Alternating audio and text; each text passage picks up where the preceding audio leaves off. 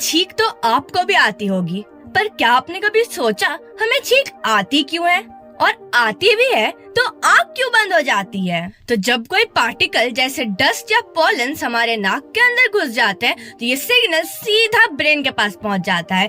Brain बोलता है भैया ये पार्टिकल तो हमारे बॉडी को नुकसान पहुंचा सकते हैं, जल्दी से बाहर निकालो।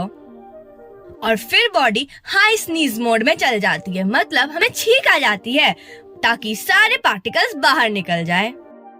पर आंखें वो क्यों ऑटोमेटिकली बंद हो जाती है? जानने के लिए देखो पार्ट 2। थोड़ा सस्पेंस भी तो जरूरी है।